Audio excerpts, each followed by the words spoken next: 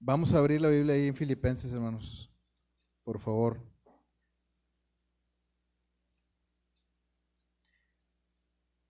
Filipenses 2:12.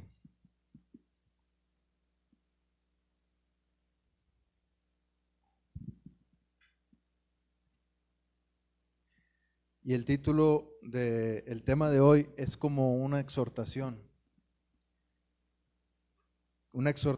que nos dice: ocupémonos de nuestra salvación. Filipenses 2:12. Le voy a dar lectura, hermanos, luego oramos para que Dios nos ayude. Les voy a pedir que me apoyen también orando ahí en sus lugares, en sus corazones.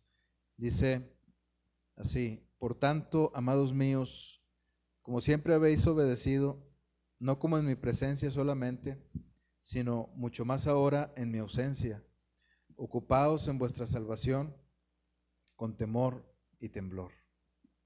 Vamos a orar. Gracias, Señor.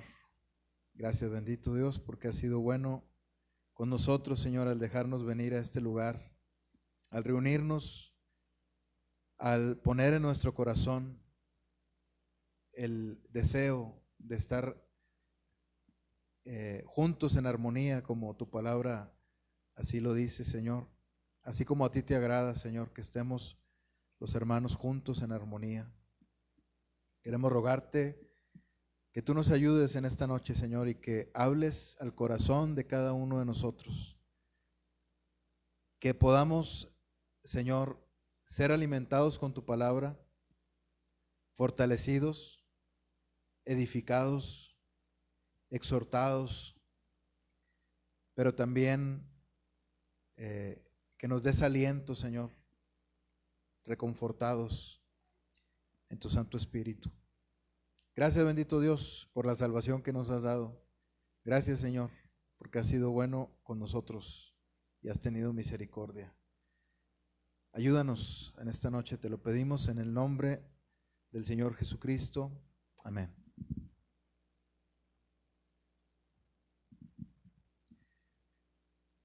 Un punto, hermanos, un punto de inflexión en las religiones y aún en las denominaciones del cristianismo es precisamente la salvación. La salvación es un punto de quiebre. Justamente la salvación es el sustento de toda la fe, porque nosotros tenemos nuestra fe puesta en que el Señor Jesucristo nos salvó. Pero luego surgen muchas disyuntivas, muchas cosas que parten de ahí, ¿verdad? ¿Nos salvó de qué? ¿O nos salvó para qué? Y también otras cosas también en las que hay un punto de quiebre respecto a la salvación es de cómo se obtiene esa salvación. Si nosotros debemos esforzarnos por obtener esa salvación o por conservarla, por obtenerla o por conservarla. O si nosotros debemos también de, ¿cómo se dice?, tirarnos en la hamaca y no hacer nada, absolutamente nada. Al fin y al cabo ya tenemos la salvación. Eso es otro extremo también, malo. Los extremos siempre son malos, dicen por ahí. Entonces, hermanos, creo que siendo este un punto de quiebre, un punto de inflexión, creo que debemos ponerle atención. Creo que es digno de ponerle atención y que no solamente le pongamos atención a este asunto, sino que también definamos una postura firme de la palabra de Dios, firme e inamovible, llena de convicciones, arraigada dicha postura en la fe que tenemos en el Señor. Creo que eso es lo que debemos hacer, hermanos. Habiendo tantas doctrinas, tantas enseñanzas, tantas filosofías, tantas religiones, que justamente tienen su diferencia en este punto, en la salvación. Ya dijimos algunas diferencias, algunas cosas. ¿Cómo es que te salvas? ¿Verdad? Si debes esforzarte por conseguirla, si debes esforzarte por mantenerla o por sostenerla, o si no debes hacer nada. Puntos de inflexión. O también otro de los puntos es ¿quién te provee esa salvación? Esa también es otra de las cosas que hacen diferencia entre todas las religiones del mundo. ¿Quién es el que te provee esta salvación? ¿O quiénes te proveen esta salvación? ¿En manos de quién está esta salvación? Algunos piensan que está en manos de Dios, pero también en manos de otros seres también, entre comillas, divinos. Algunos piensan que está en manos de Dios, pero también en manos de un profeta. Otros piensan que está en manos de Dios, en manos de otro ser divino, entre comillas, divino, en manos de un profeta y también en manos de nosotros. Y le quitan toda la gloria a Dios, cuando toda la gloria debe ser para Dios. Pero, hermanos, este versículo no está peleado con el hecho de que la salvación es totalmente proveída por Dios y por el Señor Jesucristo y por su Santo Espíritu. Si se fijan, mencioné la Trinidad, Padre, Hijo y Espíritu Santo. A ellos les pertenece la salvación. Él, Dios Todopoderoso, es quien la provee. Nuestro Dios. Nuestro Dios, el Padre, quien fue el arquitecto de este plan divino. Dios, el Hijo, de este plan divino de salvación. Dios, el Hijo, que es el Salvador mismo, el que dio su vida sometiéndose en obediencia a este plan de salvación. Dios, el Espíritu Santo, por quien nosotros pudimos entender que es por medio del Señor Jesucristo esta salvación. Entonces, hermanos, no está peleado que Dios haya proveído esta salvación y que solamente provenga de Dios esta salvación y que nadie más tenga que ver con esta salvación, ni nosotros, ni ningún profeta en la tierra, ni en el cielo siquiera, ni absolutamente nadie más que Dios. Dios Padre, el Hijo y el Espíritu Santo, nada más. Eso no está peleado con el hecho de que nosotros debamos, hermanos, trabajar para el Señor. De que nosotros debamos tomar con responsabilidad nuestra salvación. No por temor a perderla, porque es Dios, está claro que es Dios quien la sostiene. Dado que a Él es a quien le pertenece la salvación, dado que Él es el que la proveyó, nosotros no tuvimos absolutamente nada que ver en la provisión del Cordero sin mancha que quita el pecado del mundo. No tuvimos nada que ver con eso. Dadas estas cosas, hermanos, que no tuvimos nada que ver, la salvación le pertenece solamente a Dios, nada más. Nadie más tiene parte en eso, hermanos. Y esa salvación que es de Dios, Él nos la regala por amor. Él nos da esa salvación como un don, ¿verdad? Es un regalo.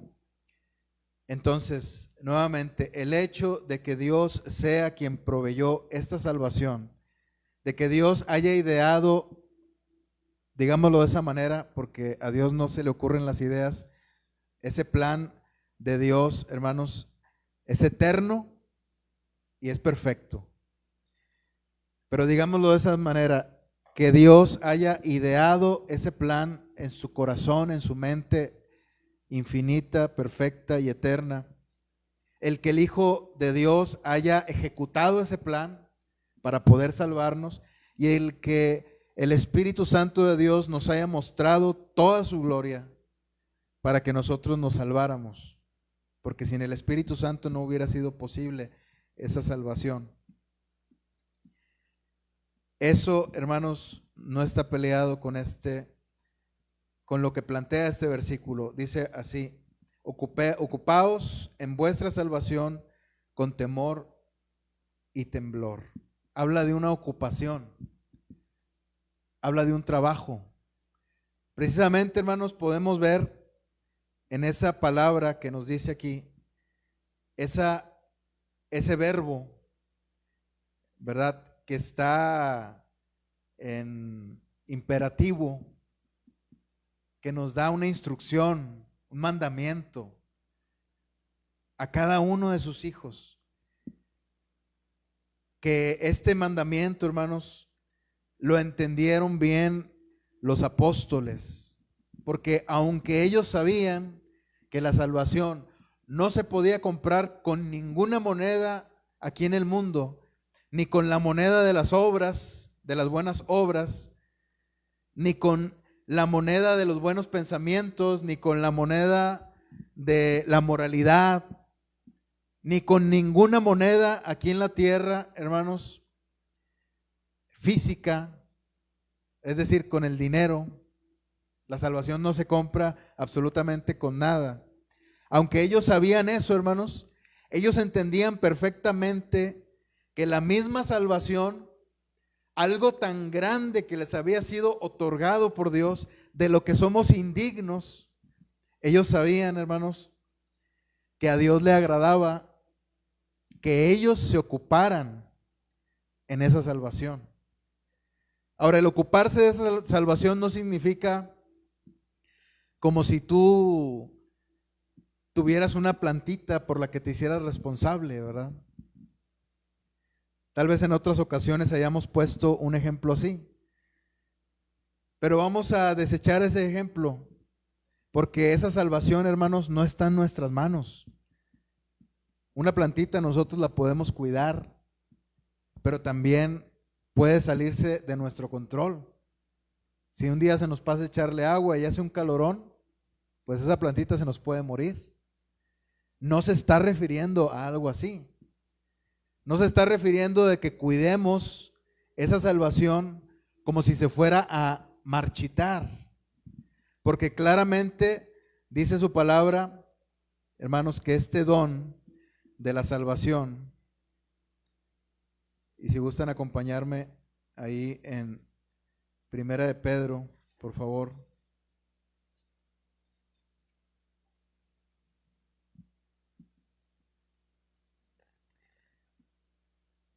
¿Cómo es la herencia de la salvación? ¿Cómo es esta herencia, hermanos, de resurrección también? Dice el versículo 3 de 1 de Pedro capítulo 1. Bendito el Dios y Padre de nuestro Señor Jesucristo, que según su grande misericordia nos hizo renacer para una esperanza viva por la resurrección de Jesucristo de los muertos, para una herencia incorruptible, incontaminada e inmarcesible, reservada en los cielos para vosotros, que sois guardados por el poder de Dios mediante la fe para alcanzar la salvación que está preparada para ser manifestada en el tiempo postrero. Aquí tenemos, hermanos, varias cosas interesantes, varias cosas importantes que cabe recalcar, mencionar y fortalecer, ¿verdad?, en nuestra fe. ¿Cuáles son? Una, lo que decíamos, que esta herencia, hermanos, esta herencia es incorruptible. ¿Qué significa? que no muere, que no se puede, que no es como las cosas de aquí del mundo. Por ejemplo, los árboles que existieron al principio de la creación, ahorita ya no existen más. Pero los que existen son los que se derivaron de esos árboles, son los que nacieron de las semillas de esos árboles y se fueron así si podemos decirlo así, disculpen mi ignorancia, de generación en generación. Y al igual también pasó con los seres vivos, tanto con el hombre, o sea, la humanidad, así como también con los animales. Ni el hombre ni los animales son los mismos que existieron al principio. ¿Por qué? Porque todos fueron muriendo, pero dejaron la semilla en ambos casos. Y esa semilla creció en una mujer, esa mujer dio a luz a un hombre o a una mujer, y así se fue sucesivamente, de generación en generación hasta la actualidad, y así continuará hasta que venga el Señor, hasta que todo se acabe. Entonces, todo aquí en la tierra es corruptible, es decir, todo en la tierra muere y se corrompe. A eso se refiere, ¿verdad? Cuando una persona muere, su cuerpo se corrompe. Entonces también dice que es esa herencia incontaminada, no tiene pecado en absoluto. Podemos confiar en esa herencia. Y también dice que es inmarcesible, que no se marchita. Y este es el ejemplo que poníamos, ¿verdad? Que no es como una plantita que luego si la descuidamos se nos va a marchitar. Porque quien cuida de esa salvación, hermanos, es el Señor. Más adelante dice en el versículo 5, sois guardados por el poder de Dios mediante la fe. Entonces, ¿quién guarda la salvación? ¿Quién guarda esa herencia para nosotros? ¿Quién nos guarda a nosotros? Allí dice el poder de Dios, o sea, es Dios con su poder. Luego más adelante, hermanos, dice algo que debe ser aclarado. Dice, para alcanzar la salvación que está preparada para ser manifestada en el tiempo postrero. Nosotros ya tenemos la salvación, ya somos salvos. El apóstol Pablo lo dice continuamente en las epístolas, ¿verdad? Continuamente está siempre repitiendo las mismas cosas y dice él que para él no es gravoso, ¿verdad? Que para él no es molesto el repetir las mismas cosas, el enseñar las mismas cosas para reforzarlas. ¿Cuáles son estas mismas cosas? Que la salvación es por gracia, que la salvación ya la tenemos, que la salvación, que ahora ya somos salvos, ¿verdad? Ahora ya somos salvos. A ver, levante su mano, ¿quién es salvo de aquí? ¿Son salvos? Gracias a Dios. Yo también, lo voy a levantar. Que el diablo no nos meta dudas, hermanos. Ahora, si tienes dudas, pues estás a tiempo de arrepentirte, ¿verdad? Estás a tiempo de ir a los pies del Señor, de ir a los pies del Señor para pedirle que te salve, que te perdone de tus pecados. Pero si tú estás convencido de que, o convencida de que Dios te ha salvado, gloria a Dios. Que el diablo no te meta dudas, que el diablo no quiera moverte el tapete, hacerte tambalear, ¿verdad? Y que te mantengas firme. Porque quien te da el poder para mantenerte es Dios mismo. Aquí dice, guardados por el poder de Dios mediante la fe. Nosotros no podemos cuidar de esa salvación, pero sí podemos, vamos a regresar nuevamente ahí a Filipenses, por favor, hermanos. Pero lo que sí podemos hacer es obedecer esto que el apóstol Pablo exhorta a los filipenses Filipenses 2:12, de ocuparse de la salvación. Pero también otra cosa, hermanos, esta ocupación, ya vimos que eso es lo que la primera exhortación, ¿verdad? Que nos da aquí esta palabra, ocupaos. Esta ocupación no debe ser, hermanos, el simplemente mantenerse haciendo cosas, haciendo actividades, cosas sin sentido, solo por hacer, aunque sea por agradar a Dios o algo que no es algo bueno, por agradar al hombre. No es bueno que nos mantengamos ocupados solamente por mantenernos ocupados, solamente por tener algo que hacer en la obra de Dios, sino que nosotros sepamos cuál es la voluntad de Dios, qué es lo que quiere Dios de nuestra vida, dónde nos quiere Dios trabajando, haciendo qué. Entonces, una vez que nosotros sepamos dónde nos quiere Dios y haciendo qué cosas, ahí, hermanos, es donde nosotros vamos a estar ocupándonos de una forma genuina, ocupándonos de nuestra salvación. Es decir, estando en los negocios de mi Padre, como decía el Señor Jesucristo. Esa ocupación, como ya les decía, no es mantenerse haciendo cosas o manteniéndose haciendo muchas cosas, porque muchos tienen esa idea de que con el hecho de estarse manteniendo, haciendo muchas cosas, sea lo que sea, con tal de mantenerse activo en la obra de Dios, y con eso ya están agradando a Dios. Eso está equivocado. Porque no es bueno que nosotros estemos haciendo muchas cosas cuando ni siquiera esas muchas cosas son la voluntad de Dios. Debemos entender cuál es la voluntad de Dios para nosotros. ¿Qué quiere Dios que hagas? Es posible que tú sepas qué es lo que Dios quiere que hagas. ¿Cuándo quiere Dios que lo hagas? ¿Cómo quiere Dios que lo hagas? Y todas esas preguntas. ¿Por qué? Dios te lo va a mostrar. Pero mantente en comunión con Él. Él te lo va a mostrar. Ahora, con esto no quiero decir que no hagamos nada, ¿verdad? Como decíamos en un principio, que nos echemos a la hamaca y no hagamos absolutamente nada. Que solamente, hermanos, estemos siendo pasivos con nuestra fe. Hermanos, la fe no es pasiva para nada. Si alguien le cree a Dios, lo más activo que puede haber en este mundo es la fe.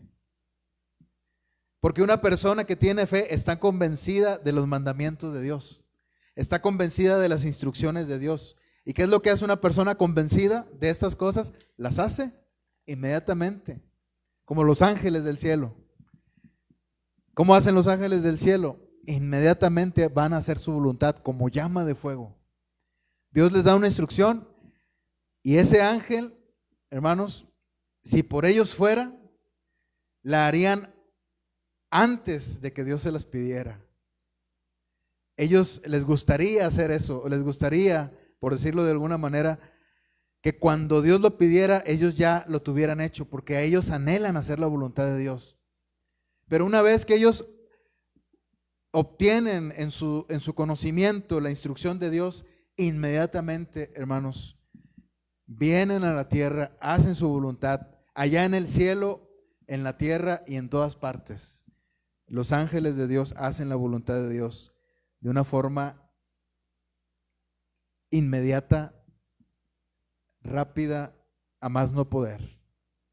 Y así, de esa manera, hermanos, nosotros también debemos estar prestos a hacer la voluntad de Dios. ¿Qué es lo que quiere Dios? ¿Cuál es la instrucción? La fe es lo más activo que puede haber, es lo que dice Santiago. La fe sin obras es muerta en sí misma. no tiene vida, o sea, está inerte, sin movimiento. Pero una fe viva, ¿qué es lo que hace? Se muestra con las obras. Vamos a decirlo así, que la gloria de la fe son las obras. Una vez que una persona tiene fe, inmediatamente hace obras y ahí se manifiesta la gloria de Dios. En esas obras que Dios le mandó a hacer, que a fin de cuentas Dios ya tenía en su corazón de antemano. ¿Sí? No es algo que hayamos descubierto nosotros, que nosotros hayamos establecido, ni nada por el estilo. Le pertenece completamente a Dios. Entonces, hermanos, esta ocupación no debe ser solamente mantenerse haciendo cosas, sino debe ser una ocupación de estar como los ángeles, como ya lo dijimos, dispuestos a hacer en todo momento la voluntad de Dios. A veces nos vamos a equivocar, a veces no vamos a saber distinguir cuál es la voluntad de Dios. Es muy difícil para la carne saber cuál es la voluntad de Dios. ¿No les ha tocado cuando no saben qué decisión tomar porque tienen dudas? ¿Cuál será la voluntad de Dios? No me iré a equivocar, no quiero regarla, no quiero vivir consecuencias por mi desobediencia, por ser testarudo, no quiero estar así. Pero, ¿sabes una cosa? Cuando tú vas con Dios, Dios te muestra su voluntad en la seguridad que tienes en hacer esa acción. Una vez que tú oras a Dios, en ese momento Dios te muestra, y ya sea que te dé convicción por hacer esa tarea que no tenías idea de si hacerla o no, o también Dios te da en tu corazón un estado de inquietud en el que no tienes paz y dices, mejor no lo voy a hacer porque no tengo paz. Pero eso es después de haber ido con el Señor. Eso es después de haberle rogado al Señor que te ayudara. No es antes, ¿verdad? Porque queremos que sea antes, ¿verdad? Sin ir al Señor, sin irlo a consultar. Queremos hacerlo brincándonos las trancas, ¿verdad? Y decimos, ¿será esto la voluntad de Dios? Tengo paz, lo voy a hacer. Y te arrancas, como decía mi suegro, como el Borras, ¿verdad? Yo no conocía ese personaje, pero muchos lo mencionan, ¿verdad? Y te arrancas a hacerlo sin haber consultado con Dios. Entonces, ¿quieres hacer algo, pero tienes dudas? No pienses que esas dudas son porque Dios no quiere que lo hagas. Esas dudas están ahí porque Dios quiere que vayas y le preguntes. Entonces, ve y pregúntale a Dios. Y después de eso, tú te vas a convencer de si Dios te está mandando a hacer eso o no. Si Dios te mandó a hacer algo, hazlo. Hazlo y quédate ahí hasta que Dios te dé una instrucción diferente. Así sea que pasen días, semanas, meses, años, incluso décadas, quédate ahí. Si Dios no te ha dado una instrucción distinta, entonces Dios te va a hacer que te sostengas en esa convicción de cuál es su voluntad para que la hagas. Así debe ser, hermanos, esa ocupación en esta salvación. Ahora, en el sentido de en sí mismo de la ocupación, ¿verdad? Ya dijimos cómo debe ser. En ese sentido, en el sentido de la acción, ¿verdad? ¿De dónde proviene? De tu fe. Tú le crees a Dios, tú lo obedeces, ejecutas sus órdenes y lo haces rápido o también en el tiempo de Dios, porque ya conoces la voluntad de Dios, habitas en la presencia misma de Dios, como los profetas decían, ¿verdad? En cuya presencia estoy. Entonces, pero también, hermanos, esta ocupación debe ser con temor y temblor. ¿Qué significa esta frase, hermanos, que muchos también han torcido y pervertido? esta frase no significa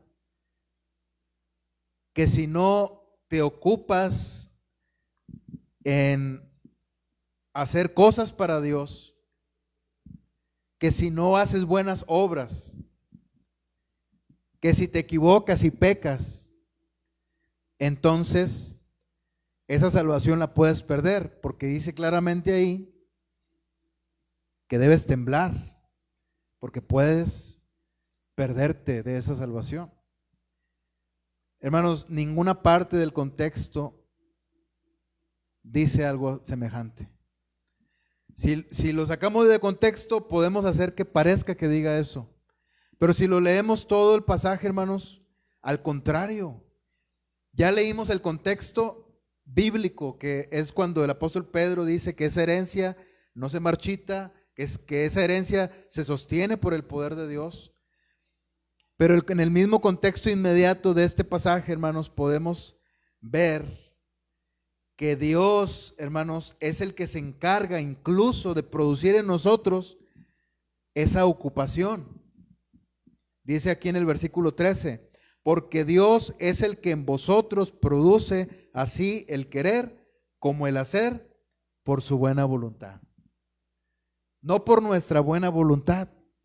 ¿Cuándo hemos tenido nosotros buena voluntad, hermanos? Nosotros no somos buenos. Hay muchos pensamientos malos que pasan muchas veces por nuestra mente. Pensamos mal de las personas. Nos enojamos contra las personas a veces injustamente. Dios, hermanos, soporta todo eso de nosotros. Pero debemos saber también que si no nos arrepentimos, hermanos, y enmendamos nuestro error delante de Dios, pueden venir consecuencias de disciplina de parte de Dios.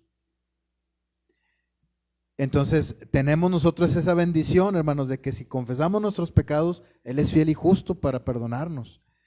Pero si los confesamos es porque estamos arrepentidos. Y Él nos limpia de la maldad. Y esa maldad queda atrás en el pasado, olvidada, y ya no volvemos a esa maldad. Claro que nos podemos equivocar nuevamente. Pero eso es una cosa, y otra cosa es que insistamos en la misma maldad continuamente, deliberadamente. Entonces, hermanos, nosotros no somos buenos, no podemos decir que esa ocupación proviene de nosotros mismos. Esa ocupación proviene de Dios, del Espíritu Santo de Dios. No podemos jactarnos nosotros de tener un don. Si nosotros se nos facilita el compartir la palabra, si tenemos esa facilidad, ¿verdad?, de compartir la palabra de Dios, de predicar el evangelio a los perdidos o a los mismos hermanos, no podemos decir que eso proviene de nosotros. No podemos darnos gloria, no podemos dar una explicación de esa habilidad como si fuera de algo del mundo, como si fuera algo que adquirimos aquí en el mundo. Es que tengo esa facilidad porque pues me preparé, estudié.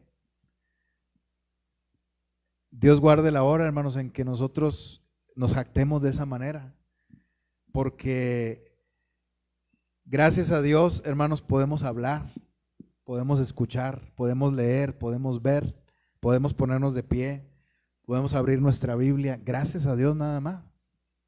Todo proviene de Dios.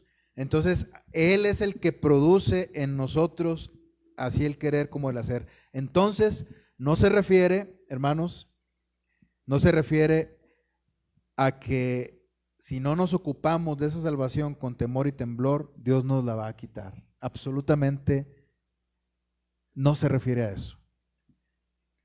¿A qué sí se refiere, hermanos?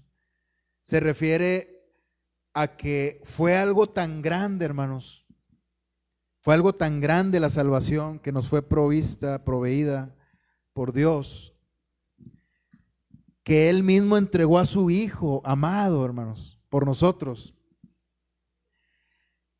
Que nosotros no podemos tener por inmunda la sangre de su Hijo. Que nosotros no podemos tener por indigno ese sacrificio que Él hizo en la cruz por nosotros. sino que para nosotros debe ser lo más importante, hermanos. Debe haber en nosotros un temor, un temblor no de miedo, no de terror hacia Dios, porque dice claramente la palabra que nos acerquemos a Él confiadamente, que nos acerquemos a su trono de gracia. Es un trono de gracia, hermanos. No es un temor y temblor de tenerle terror a Dios. Es un temor y temblor de que fue algo muy grande, muy importante, lo que pasó en la cruz del Calvario, de tal manera, hermanos, que no podemos tenerlo como algo insignificante. Y esa misma actitud hacia el sacrificio del Señor, esa misma actitud hacia lo que hizo el Señor Jesucristo por nosotros, es lo que nos arrastra como una ola, no porque nos arrastre como si no quisiéramos ir y como si fuera involuntariamente, ¿verdad? Nos arrastra porque arrastra nuestra voluntad, porque arrastra, hermanos, nuestro pensamiento, arrastra nuestro corazón, nuestros deseos. Su Santo Espíritu tiene tal poder, hermanos, que no nos podemos detener ante tal magnificencia de poder. Y es por eso, hermanos, es por eso que es Dios quien produce en nosotros el querer como el hacer. Pero debemos tomar en cuenta, hermanos, esa reverencia hacia nuestro Dios, esa reverencia hacia lo que Él hizo por nosotros. Por eso, esa reverencia que el Señor aquí nos dice en su palabra, ocupaos de vuestra salvación con temor y temblor, esa reverencia, hermanos, nos debe mover a la obediencia. Dice el versículo mismo, el 12, arribita, dice: por tanto, amados míos, como siempre habéis obedecido, no como en mi presencia solamente, sino mucho más ahora en mi ausencia. Está hablando de obediencia, hermanos. Esa salvación misma, la salvación en sí misma, el poder de Dios mismo que actúa en nuestro corazón, es el que nos mueve, o son las cosas que nos mueven hacia la obediencia.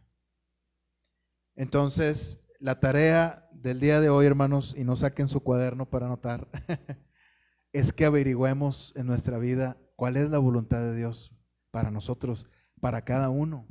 Tal vez ya la sepas, pero tal vez haya más cosas que todavía no sepas, que Dios quiere que hagas. Porque esto es algo cambiante también, o sea, no cambiante, perdón, es algo que se va, Dios te va añadiendo cada día. Porque Dios tiene una misión para ti, una misión estable aquí en la tierra, eterna, perpetua, para siempre. Esa misión es clara en la palabra, que es la gran comisión: hacer discípulos en todas las naciones, obviamente empezando por tu familia, por tus vecinos, por los que te rodean, y hacer también por las misiones en el extranjero, a todas las naciones. Así nos mandó el Señor Jesús. Esa es la voluntad de Dios que tenemos muy clara, la objetiva, pero está también la subjetiva no de Dios, sino de nuestra parte, la que todavía, hermanos, estamos averiguando. Una que es a largo plazo también, la más específica, es decir, ¿dónde te quiere Dios? ¿En qué iglesia te quiere Dios sirviendo? Si es aquí, sirviendo, no hirviendo. ¿Es aquí o es en otra parte? Porque si es aquí, entonces tienes que dar toda tu vida aquí, en pan de vida. Si es en otra parte, tiene que ser en ese otro lugar, pero ahí entrega tu corazón. Donde Dios te quiera es donde tú debes estar. Si es aquí, gloria a Dios. Gloria a Dios. Y yo me pongo muy contento por eso, como pastor de esta iglesia, ¿verdad? Pero no se trata de mí, se trata de Dios. Se trata de que tú sepas cuál es la voluntad de Dios. Esa es la voluntad más específica que estamos buscando. ¿Dónde te quiere Dios? ¿Haciendo qué? ¿Verdad? ¿Cómo? Con tu familia. ¿Dónde te quiere Dios? Y también está otra, hermanos, que son cosas que Dios va añadiendo día con día. Cosas que pasan a nuestro alrededor. Dios quiere que vayas con una persona a hablarle la palabra, o Dios no quiere que vayas. Tal vez Dios no quiera que vayas. Muchos extremistas, yo sé que se van a enojar por esto ahora que estoy diciendo, porque dicen, ¿cómo Dios no va a querer que le compartas la palabra a alguien? No digo que Dios no quiera que se le comparta la palabra a alguien, pero a veces no es la voluntad de Dios que vayas con determinada persona, sino con otra persona. Y en su momento vas con esa persona, cuando Dios quiera. Mientras tanto, mantente orando por esa persona, ¿verdad? Entonces, esa es, hermanos, la voluntad de Dios. Y así es como nos debemos mantener ocupados, hermanos, con inteligencia, conciencia y con conciencia, estando conscientes de lo que Dios quiere, no nada más como a la deriva, a la ahí se va, a ver qué pasa. A fin de cuentas, Dios es bueno y a ver cómo nos va, ¿verdad? No hay que hacer las cosas con excelencia, pues es para Dios, Dios nos comprende, Dios nos entiende. En vez de tener un corazón de siervo, un corazón de servicio para Dios y decir, esto lo tenemos que hacer bien porque es para el Señor, mucho mejor todavía que lo que hacemos normalmente. Entonces, hermanos, mantengámonos ocupados en nuestra salvación, ocupados porque Dios quiere usarte poderosamente, pero necesitas empezar a caminar en fe. Amén. Vamos a orar. Gracias, Señor. Gracias por tu palabra, bendito Dios. Te pedimos que tú nos ayudes, Señor, que primeramente busquemos ser un sacrificio vivo para ti, santo, agradable a ti, Señor, como dice tu palabra en Romanos, que es nuestro culto racional, nuestro culto espiritual, para que podamos comprobar, Señor, cuál es tu buena voluntad, agradable y perfecta, y que así de ese modo, Señor, podamos mantenernos ocupados con inteligencia, con ciencia, con sabiduría, conciencia tuya de tu palabra, Señor. Y no a la y se va, no como a la deriva, Señor, haciendo cosas que ni siquiera nos mandaste a hacer. Ayúdanos, Señor, a ser inteligentes, porque tú nos hiciste así, porque ahora tenemos la mente de Cristo. Ayúdanos, Señor bendito, a hacer las cosas como a ti te agradan, y ayúdanos a ser tus siervos y a hacer tu voluntad día con día, hasta que tú vengas. En el nombre del Señor Jesucristo te pedimos estas cosas. Amén.